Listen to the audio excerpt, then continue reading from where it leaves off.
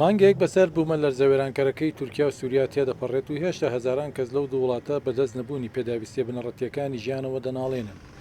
نەتەوەیەکگرتووەکانیش دەڵێت لە سەرەتای بوومە لەرزەکەوە بانگەوازیان کردووە بۆ کۆکردنەوەی 1 ملیار دۆلار بۆ هاوکاریکردنی زیان لێکەوتوان لە تورکیا، بەڵام تەنها لە سەدا 10 پارەکەیان بەدەست گەیشتووە.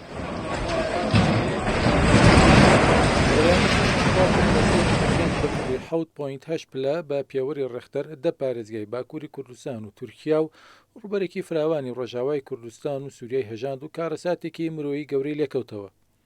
ئەلڤارۆ ڕۆدریگێز ڕێخەری نەتەوەیەکگرتوەکان لە تورکیا ڕایگەیاند بەهۆی زۆری ژمارەی لە قەوماوان لە دابینکردنی پێداویستی بۆ زیان لێکەوتوان دووچاری ئەستەنگی زۆر بوونەتەوە.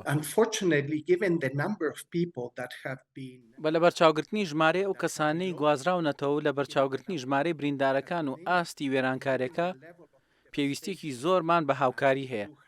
لە هەندێک ویلایەت نزیکەی لە 25 دانیشتوان گوازراونەتەوە کە هەندێک جار باز لە 1 ملیۆن کەس دەکەین.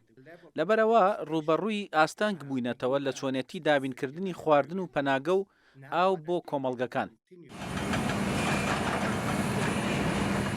لە دوای بوومە لەرزەکەوە نەتەوەیەکگرتوەکان بانگەوازی کرد بۆ کۆکردنەوەی 397 ملیۆن دلار بۆ زیان لێکەوتوانی سووریا و 1 ملیار دلار بۆ زیان لێکەوتوانی تورکیا بە مەبەستی دابینکردنی پێداویستیە بەپەلەکان وەک خواردن و پەناگە و ئاو فێرکردن بۆ ماوەی سێمان. بەڵام بە وتەی ڕێخەری نەتەوەیەکگرتوەکان تەنها لە سەدادەی کۆمەکەکە دابین کراوە. ئەوەش ئاستەنگی بۆ نەتەوەیەکگرتوەکان و ڕێکخراوە مرۆییەکان دروست دەکات و ناتوانن پێداویستەکان دەستەبەر بکەن.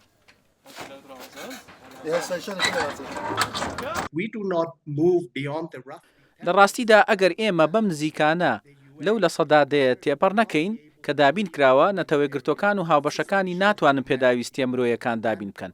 ئەمە پرسێکی مرۆیی و پاراستنی جانی کەسانێکە بەهۆی بوومەلەرزەکەەوە زیانیان بەرکەوتووە.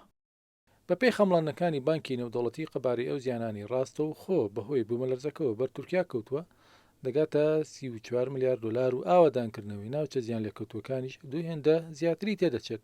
هاوکات زیانەکانی سووریاش دەکاتە زیاتر لە 5 ملیار دلار.